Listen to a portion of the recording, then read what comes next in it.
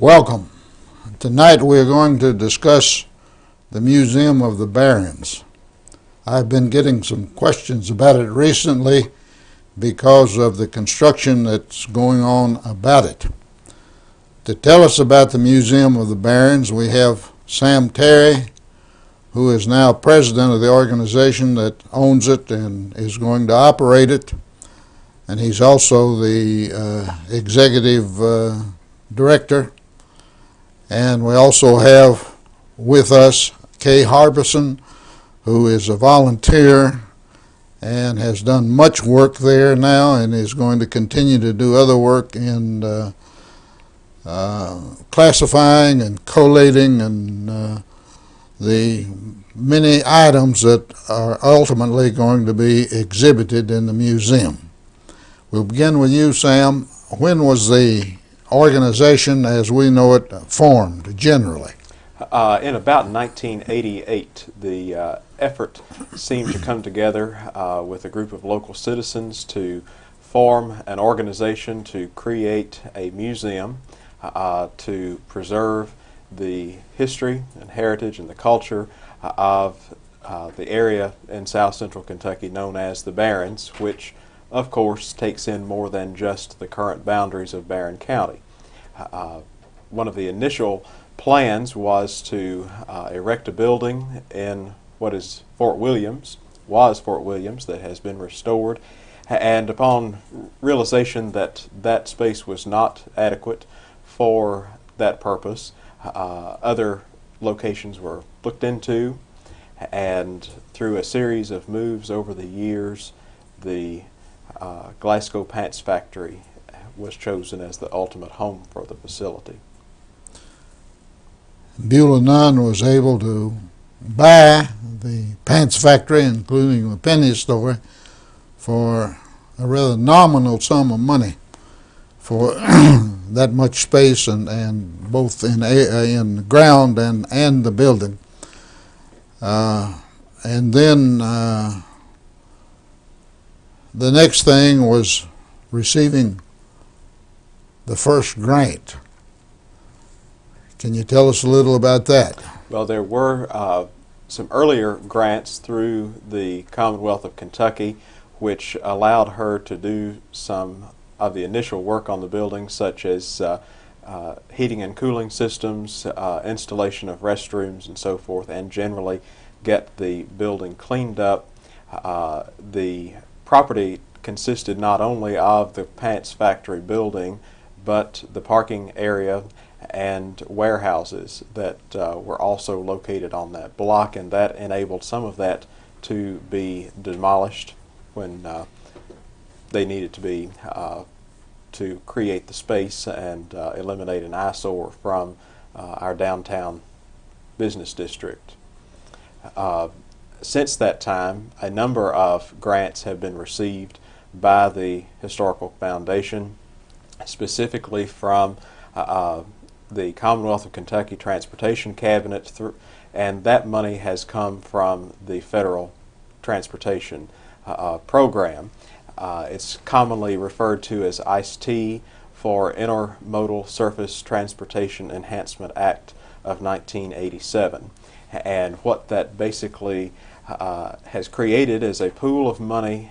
Each state is allowed to obtain dollars to distribute to various projects to enhance transportation and things that will make transportation on public highways and byways more enjoyable and allow people to stop and take in some of the culture.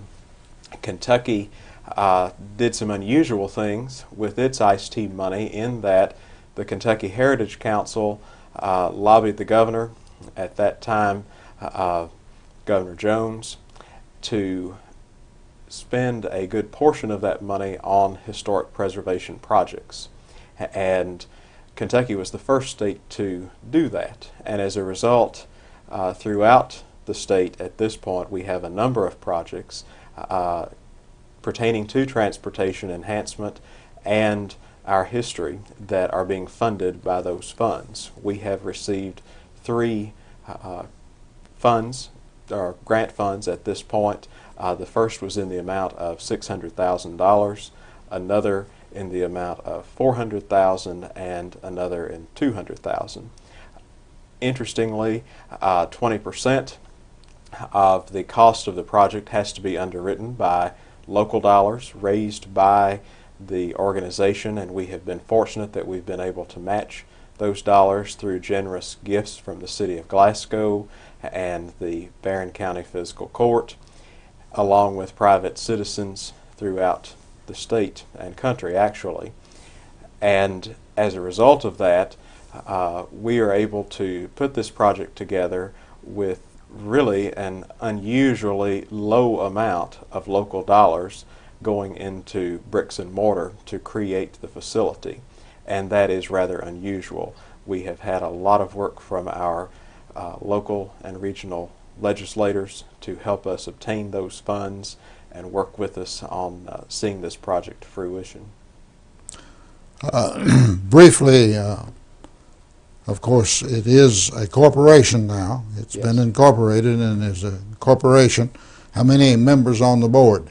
There are 20 board members, each divided into thirds. 1/3 rotates off each year, with new people coming on each year.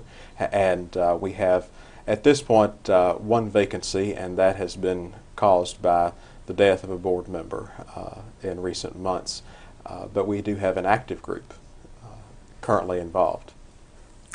We'll get back to you in a minute. Kay, once the building, and maybe even before the building was acquired, but I know once the building was acquired, then various members of the organization set about collecting items for it. Do you recall what some of the first items were and in regard to size and so forth? I don't know right at the first because I wasn't working with the accessions right at the very beginning.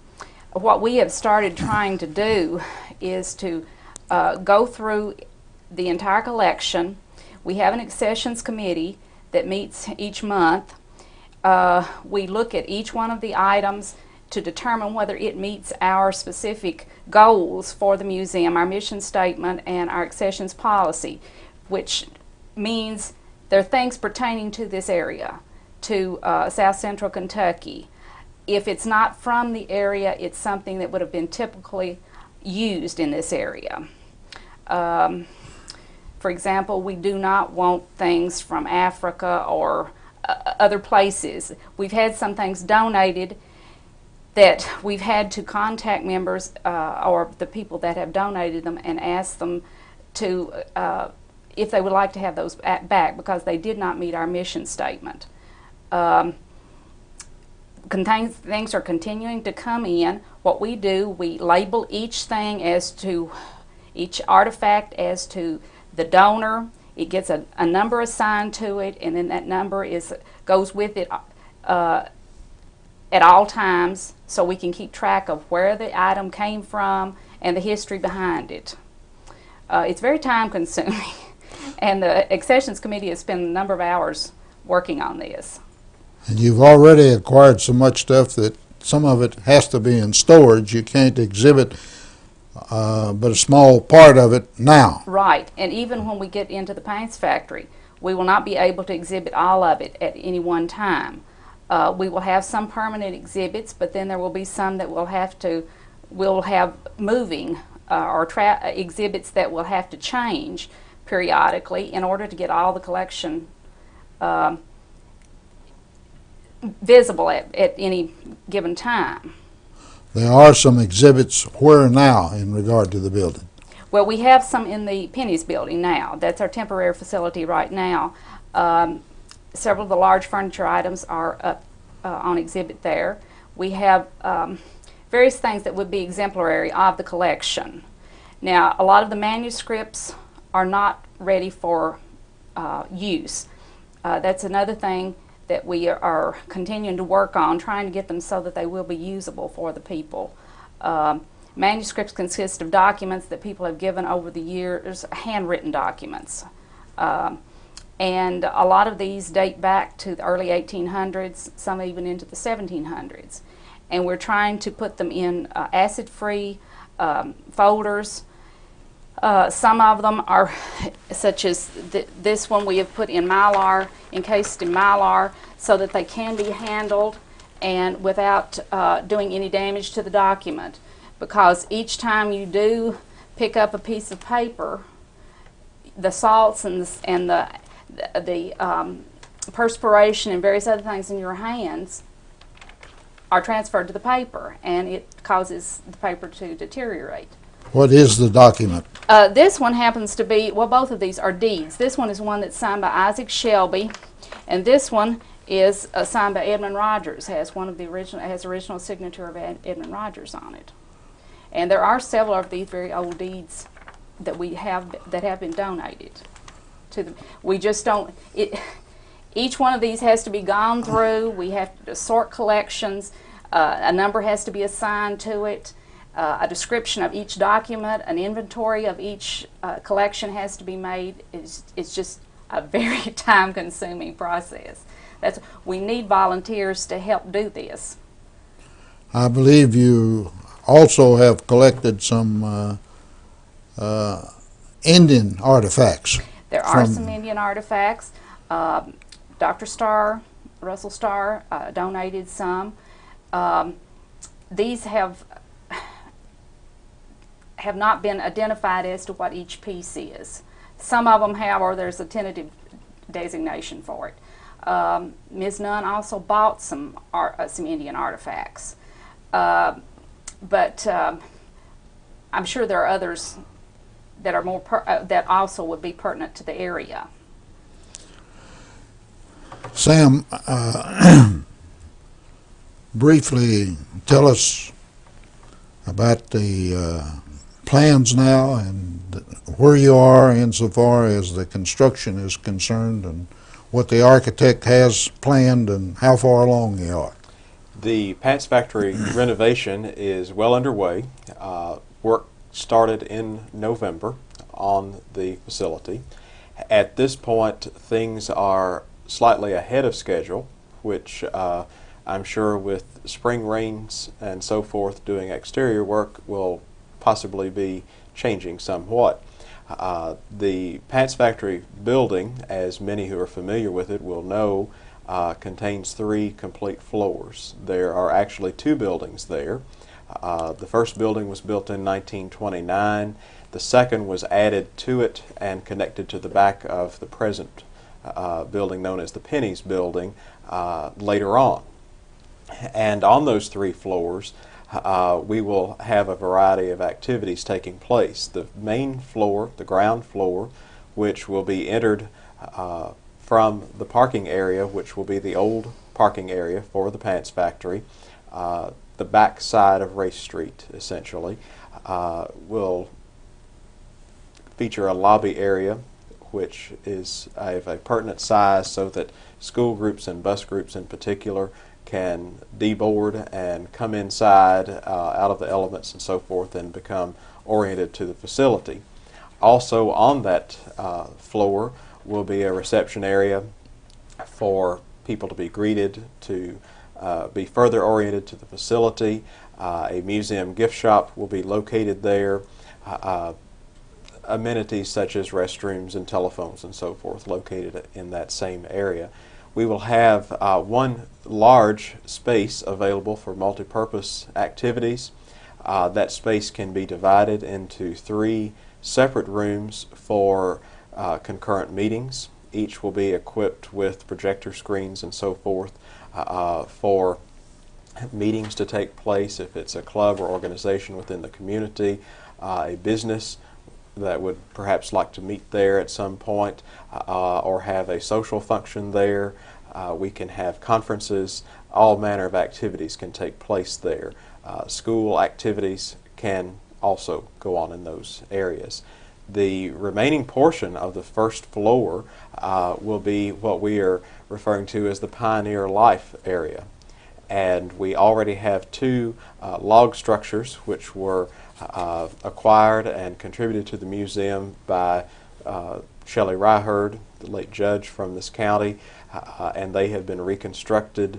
And in that area, we will hope to show what early life in the 1798 time period up through the 1820s or 30s would have been like.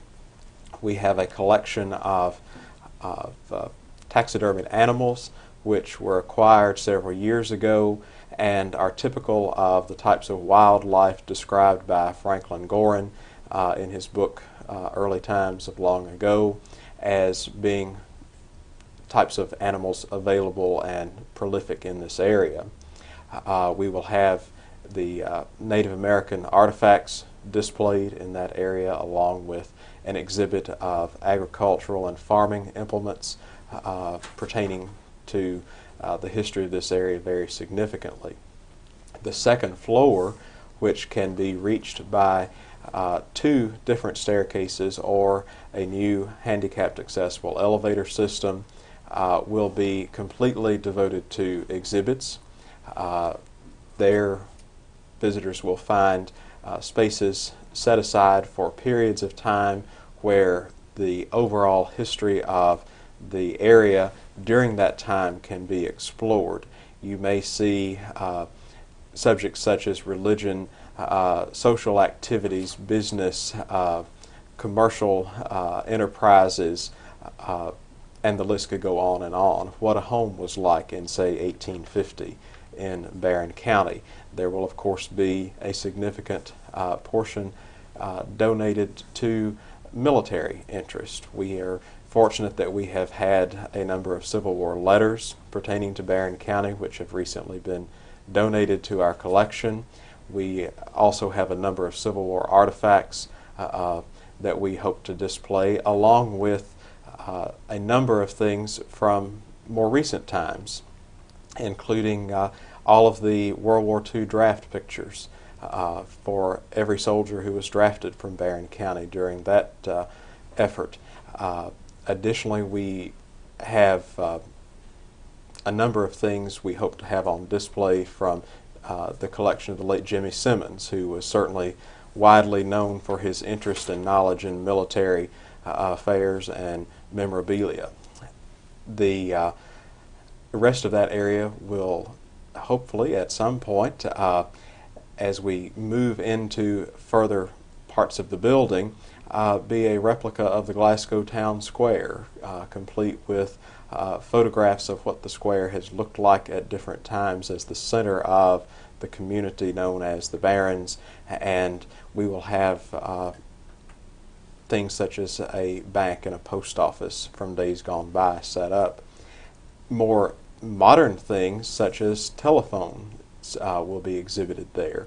The Telephone Pioneers of Kentucky, which is a telephone historical society, has recently contributed $1,000 to our effort, and they are in the process of fabricating an incredible exhibit using the actual telephone equipment that was used to supply Glasgow with telephone service in the early part of this century on up through the 60s and 70s, and that will be displayed in such a way that people will be able to see how they actually would have made a telephone call at different periods in time and how that call would have been received by another person. The third floor of that building at this point will be off limits to the public.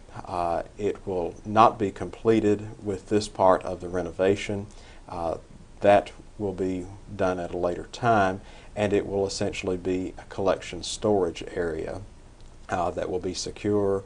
It will have heat and air conditioning and humidity control and so forth, but it will basically be a storage place for things that are not on display. We also have a very apt room in there for museum exhibit preparation, which is completely built of concrete, and that will be a space that museum staff and volunteers will be able to utilize to create exhibits, whether it is building platforms or display cases or whatever, or painting, creating signage. All sorts of things can take place in that activity away from the exhibit areas. I believe you have some pictures or something that show the projected outside. Is Yes. that correct? These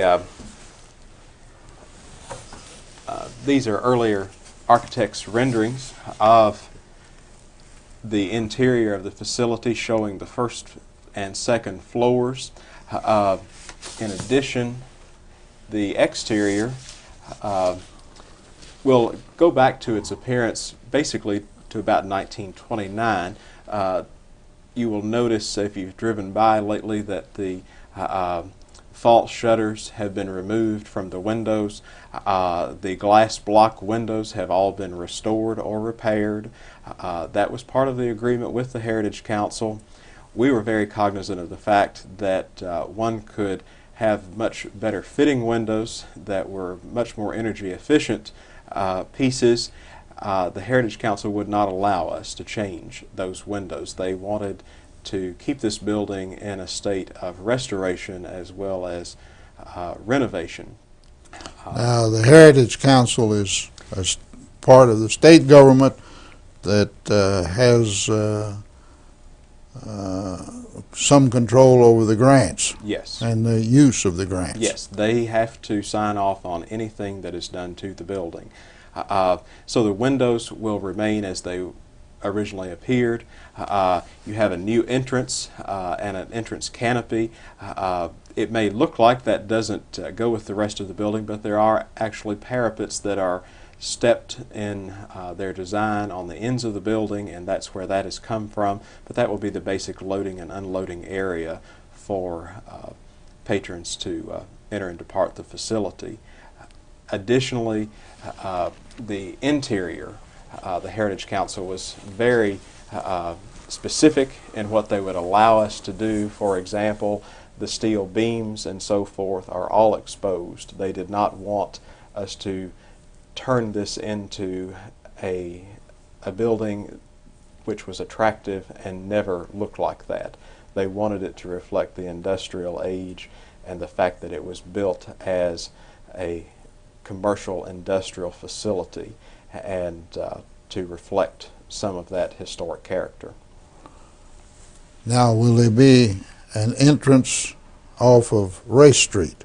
No, there will not. They will be emergency exits only. What's going to happen to the Penny Building? Penny's building is our temporary space. We are looking at various ideas of what to put in the Penny's building. It is owned by the Historical Foundation. We certainly will be holding on to that piece of property.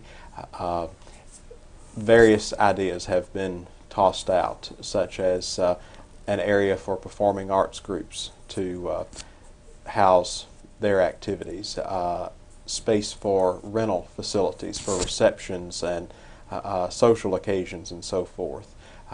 So there are a variety of options that are available, but we certainly want to make that an attractive portion of our downtown square area. It's a central piece of downtown and certainly very visible, and we want it to be attractive and something that the community will be proud of. Well, now there's parts of other buildings back there that's owned by the foundation. I believe the Army Recruiting Station Yes. is one of them, and the radio station. Yes. You going to continue to rent them, or what's the At long-range plans for them? At this point, we continue to rent them. We are in the process of looking into some other options for those buildings at this point, but as for now, they continue to be rental property.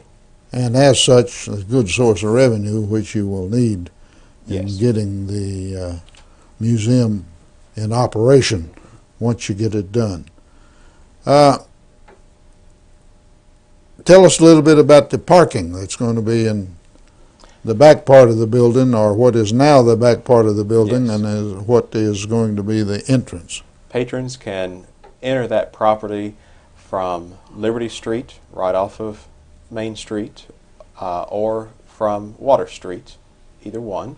Water Street, of course, can be accessed from Front Street. Parking will be available for approximately 72 vehicles to be parked there. It will have exterior lighting for evening events and safety. There will be bus slips to accommodate up to 4 buses because school groups usually come in multiple numbers. And part of the parking area that we have known as parking in the past near Main Street, where the steps come down from the sidewalk into that area, will become a park area. That will be green space with grass and landscaping, trees, shrubbery, and so forth. It will essentially be an enclosed area. We feel like it would be a positive place for families to bring children to play and so forth, because you are completely enclosed by the buildings. Additionally, we hope to begin having activities out there, such as concerts in the park and things of that nature, which would of course be open and for the public to enjoy as a part of this facility. Speaking of using it for public events, you're doing that now on a small scale insofar as meetings of various groups, musical groups, historical groups, and so forth. You've already been doing that for some time. Yes, the local historical society meets there monthly. The Glasgow Music Club routinely has 1 or 2 of their meetings a year, at least there. The Republican Women's Club, I believe, is going to be there some. We have 2 or 3 homemakers clubs who meet there occasionally. There has recently been a Sons of Confederate Veterans group organized here, and they plan to have their monthly meeting at the museum as well. So we're certainly willing to make this something that's accessible to them. We want the people to come and see the things that we have had donated and to understand what we're doing. And there will be no charges for the There use? has not been, no. Was my understanding, but some people I think have wondered about that. We've got other exhibits here. Kay, can you tell us about some of these other exhibits? Well, we brought a few things that are typical of some of the things in the collection. This is a spoon. It's a coin silver spoon that was made in Glasgow sometime between 1829 and 1855 by the Eubank family. Joseph or James Eubank were silversmiths here in Glasgow, and this came to us from Texas, where some of the family evidently had moved, and it was sent back. It is stamped on the back with the Eubank name. So this is a very nice piece. We also have, this is a ticket to a hanging. A hanging? In Glasgow. And these are copies of the original pictures. We think these are probably local, but this was issued by S.T. Barlow, who was the sheriff in Barren County, in April of 1899. Whether it's the last hanging or one of the last in the county, but this would admit you to attend the hanging. Mr. Barlow would have been an ancestor to the present district judge. This is a bowl that has the Old Liberty College on it, and this particular item happened to be purchased, but I'm sure there are a lot of other memorabilia that people have in their possession that if they would like to donate them to the museum, we would be happy to accept them. But it does have the old college, Liberty College, on it, and this one, I don't know, this one has a date on it. This is about 1900, I think. It's made in Germany. But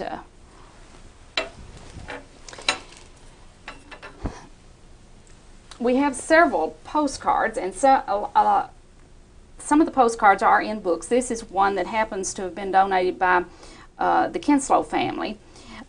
These are scrapbooks. This one has postcards, just various other types of things that were put together by people during the early part of the century. But this century? Yes, early part of the 1900s. We have some that have just contain postcards. Some of the postcards are collected from various places that were sent to the people all over the world, from different parts of the world, different parts of the United States. Others are things related to Glasgow. We have some early postcards of Glasgow, but these are very interesting to look at. Before the time of TV, people had to amuse themselves, and this was one of the ways they did it. This is a flour sack from the Fawn Roller Mill, and it says Glasgow, but we don't know where the Fawn Roller Mill was. If anyone does know, we would be happy to accept any information on that. But things that people may not even think about that the museum could use in their exhibits, such as an old flour sack, would be of great benefit to us. I don't suppose you have any idea the date of that. No. It was just donated to us, and they knew no information on it. We do try to get all information that we can from the donor at the time of that the donation is made. But in some cases like this, no one knew anything about it. So it's interesting. These are two Civil War letters. This is one of the collection that we just recently received from Chlorine Lawson. And there are 94 letters in this collection that were written between early 1862 and 1864. They're from that time period. They are written from soldiers. This one I think happens to be from a Button, H.H. Button, and to their families. Some of them are from family members to the soldiers. But they're very interesting to read. They're difficult to read because a lot of times the paper has, the ink has faded, but they are interesting to find out what the feelings of the people were at that particular time, what the feelings of the soldiers themselves were. I was reading some this morning, and the soldiers kept talking about, I've written letters after letter after letter, and I don't receive any. So he was wanting the people to write back, and then I read one of the letters from the people that he happened to be writing to, and they said, I've written letters, and I don't receive any. So evidently there was a problem with the mail somewhere. That still hasn't been cured. This one is, it says Adair County, and a lot of times they put up here where the letter is written from, but it's from George Baldock to his father, mother, brothers, and sisters, and it's written in January the 27th, 1862. And also included with this is an obituary of the person who wrote the letter, which is interesting. I don't suppose the letter says anything about where he was at the time he wrote it? I don't remember. These do, but a lot of these were written from down in Mississippi. They call it, would talk about Battle Creek and being close to Corinth. One mention was made of the Battle of Shiloh. This one, I don't remember. He is encouraging someone that they need to go back to the Army because he says if they don't, they're going to be reported as a deserter. So, we do have also a large collection of pictures, and again we put them in folders to protect the pictures because fingerprints, the oils from your skin, and just general handling of the pictures, you have to be careful. We do like to have the pictures identified, but in many cases they're not. But they are also very good for as far as studies of a particular time period. This one happens to be, and I'll have to look and see, the class of 1906 here in Glasgow. And it's a very nice clear picture. Some of them that we get is sometimes are not that clear, but pictures are valuable in any state because something can be learned from them. What, 11 people there? I guess. And E.B. Terry is in that picture. I remember seeing his name listed on there. One of the that's seated. So, this is one of the Barren County Medical Society in 1903. And it has listed all the people that are in the picture, and there are various doctors from various parts of the county. Dr. Robert Grinstead, Dr. Joe F. Taylor, and then it just goes on listing a lot of the physicians at that time. And that was when, 1906? 1903. 1903? Mm-hmm. An awful lot of doctors here at that time. A lot of other documents have been donated, and as I said earlier, we are in the process of trying to get these catalogs so that they can be used. This is a section from the register of the Beulah Villa in the 1930s, 1936 and 37. Now, you know, Beulah Villa was in Metcalfe County. It suffered well, but Metcalfe and several of the surrounding counties that were part of Barren County are included as part of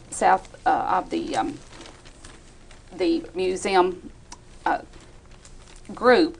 This one happens to be at the time that King Crenshaw was operating the Beulah Villa. And there were people there from Cave City, Henderson, Kentucky, Glasgow, and I noticed one, Bowling Green, Louisville. So those are interesting to see who was patronizing the facility. I knew King Crenshaw. Date myself here. We also have some of this is one of the trophies from the Trigg Foxhounds, and a picture that's up here on the wall of some of the Trigg Foxhounds. These were donated by Davy Greer. And things that are of importance to the history of this area are the types of things that we're looking for. What tells us about our past as far as the people and the events and the culture that has shaped us to make us what we are today. Those are the things we're looking for. And we try our best to take care of them, to preserve them, and to have them so that they can be, such as the documents, used by the public. Obviously, they have to be taken care of, but something that's locked away in a safe is not always going to be, it may be preserved, but it may not be of any use, and we may not learn anything from it. So we're trying to get the things so that they will be available for people to use as far as genealogical research, historic research, and just to find out about our past. I suspect that there's going to be a lot of interest in these old documents in particular. I hope some people are interested in helping to get them cataloged. the two of the more popular programs that we've had here in Glasgow Wants to Know was Jimmy Simmons talking about the history of Barren County and the surrounding area and what he knew about it and so forth. And of course, this fits right in with what he knew, except he had a colorful way of telling a lot of it. But I think people are really going to be interested in such things as that. Excuse me. We also have a lot of vintage clothing that has been donated. Some ladies' dresses and men's clothing from the late 1800s, 1880s, and 90s, and the early 1900s that hopefully we can get on display because especially children think that the way they dress is the only way, and they have to realize that there have been several style changes over the years, and I think that will be interesting for a lot of the people to look at. Surely going to have a gun collection. Yes, we are very fortunate that we do have a Settles rifle produced here in Barren County that was given by Dr. Starr, along with the Native American artifacts, and we do have some other guns and sabers, Revolutionary War memorabilia as well from the Bagby family, which came to Kentucky from Virginia and settled out around Griderville and Goodnight area of Barren County. And another thing that I think a lot of people are not aware of that we have that's very popular in our present temporary facilities, our genealogical research area. We have created a number of family files. We are very happy to have people bring in a copy of their family genealogy. We will keep it on file there for other researchers to come and glean information from.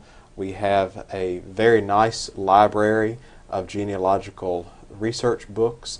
Many of those came from the late Dr. Christine Snavely, who was very much a part of the effort to create the museum from her personal library of those types of materials.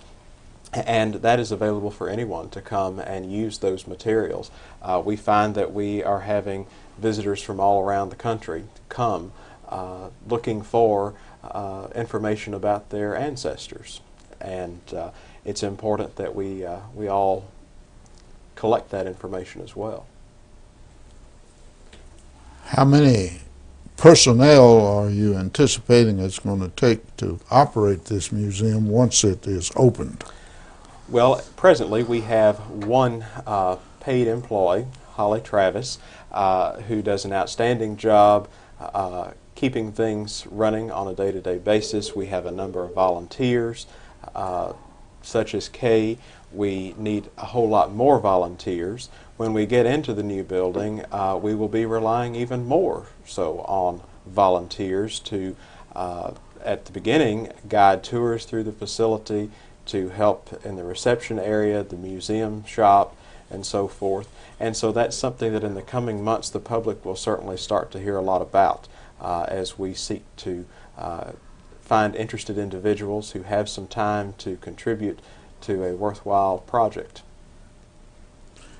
It's certainly a worthwhile project.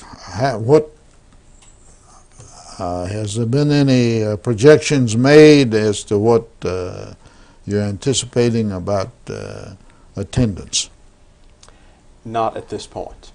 That's just too premature at this point.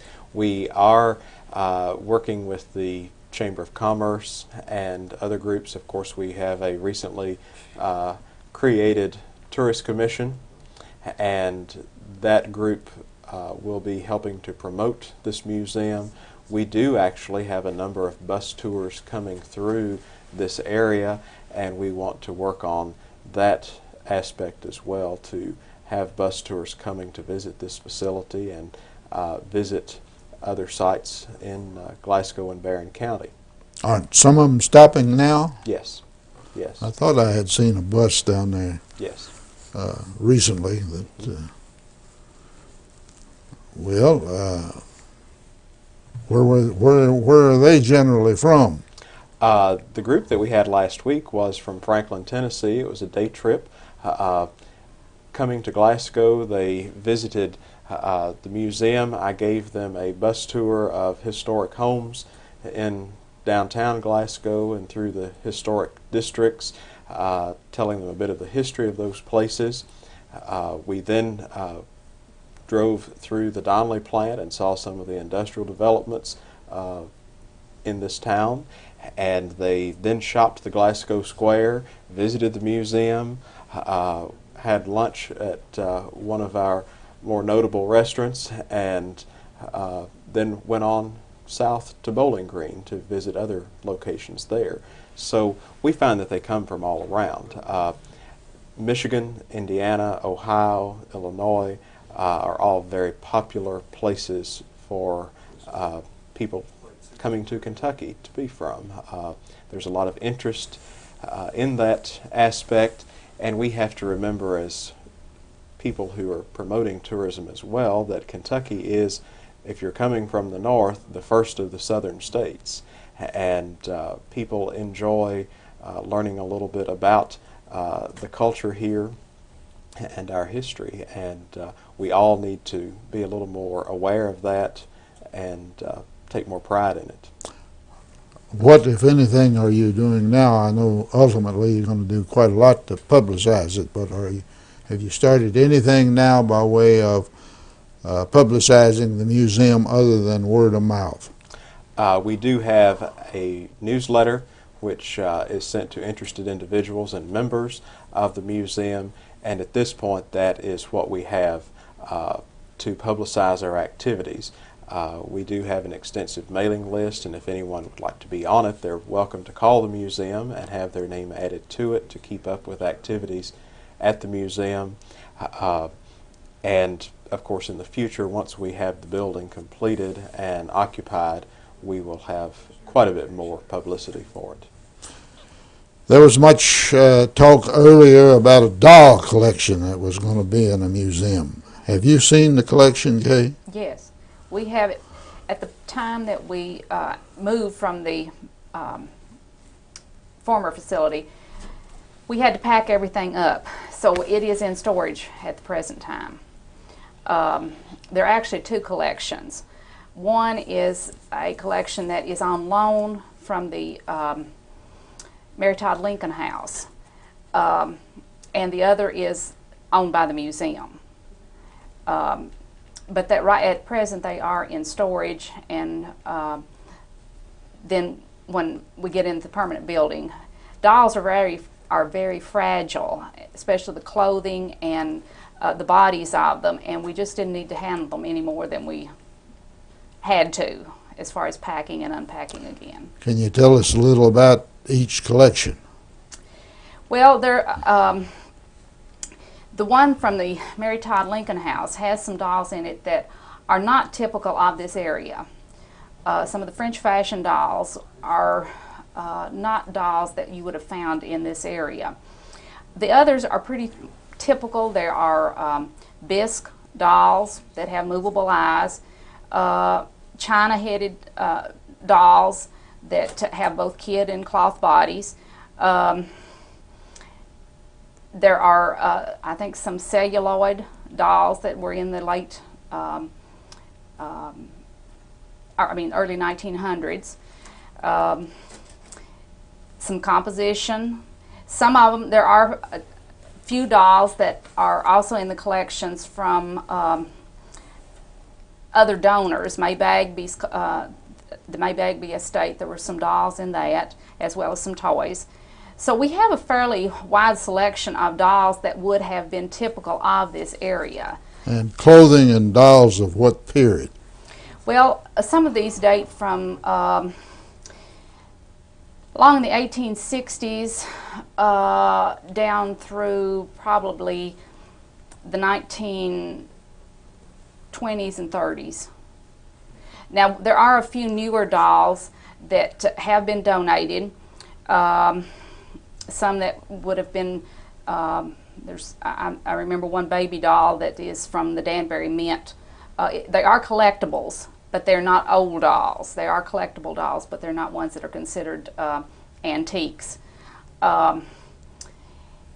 We have had to weed out things as far as space is concerned.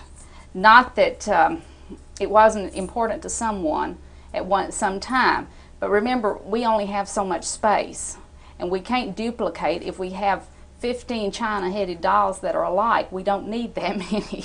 You only have so much space that you can use.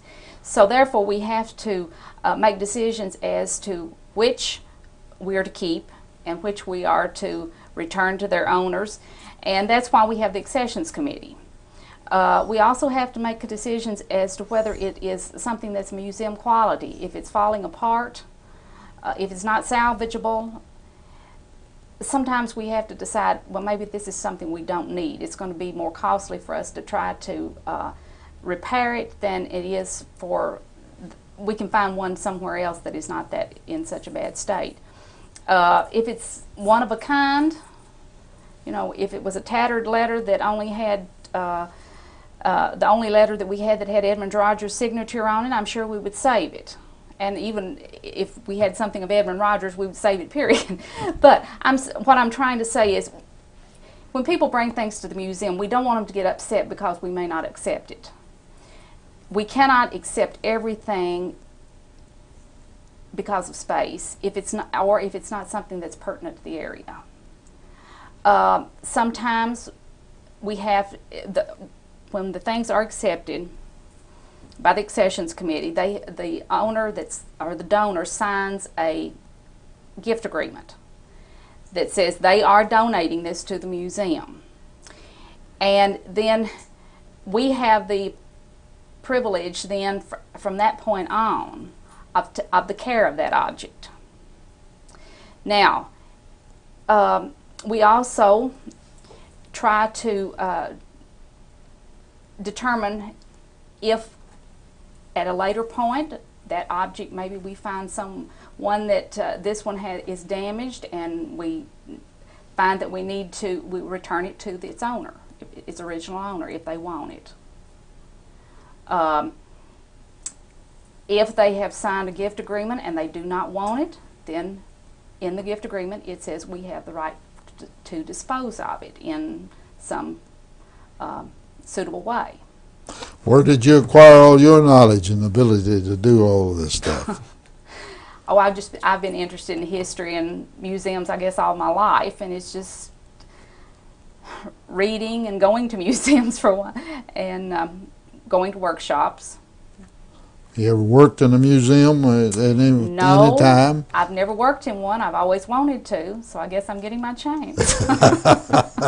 I believe you are. And I know that you're making a lot of contributions. I've heard about it from others other than he. He really appreciates you, but I've heard it from others. Well, there are a lot of people that are working hard to try to make this museum work. And we need the cooperation of the entire community, not only in donating things, but in coming to visit and see what we have and how we're taking care of it. What type volunteers, by type I'm using the wrong word, what do you need volunteers for most now? Either one of you or both of you can answer. We can use volunteers to do all sorts of things. We occasionally need volunteers to assist people doing genealogical research that will be familiar with those materials and be able to assist people.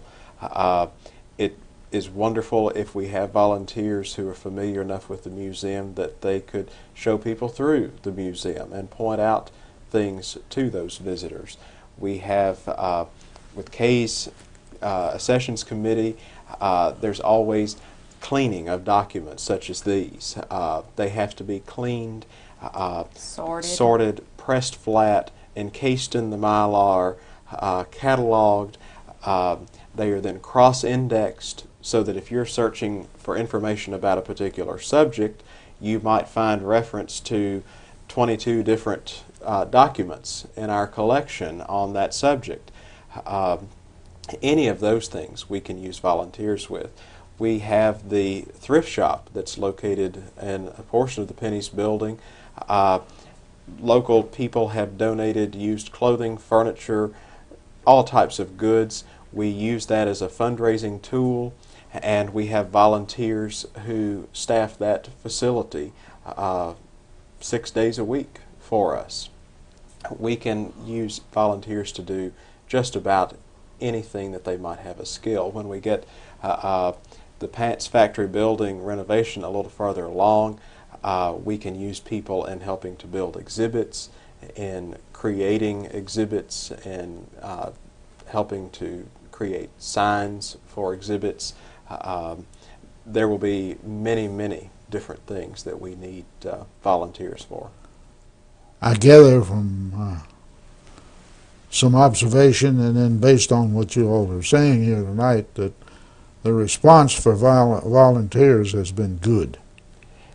It has been modest.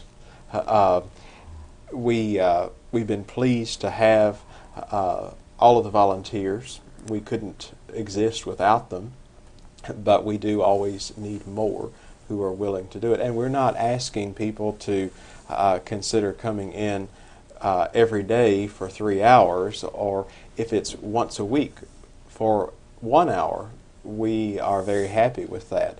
There are a variety of things that persons can do.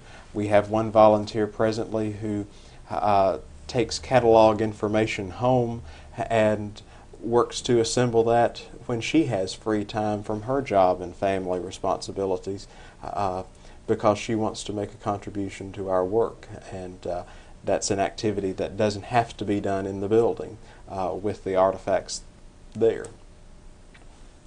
Have you by any chance seen the work and collection that Judge Henry Dickinson has done on the early history insofar as how the law was enacted creating the county and the city and so forth? I am aware of the existence of it, but I have not seen it. You have not seen it? I think it'd be well for you to see it. I don't think you'll be able to talk him out of that. Perhaps you can get copies of it. I know that he worked long and hard on it when he was in my office before he became a district judge. But it is interesting, and we had him on here with Governor Nunn one night about the early history. And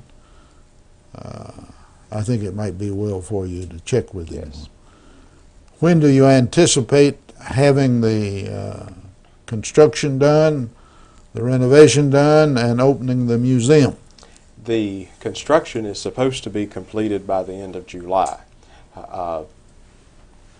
As such projects evolve, one never knows whether that will be at that time or later, or in some unusual cases sooner.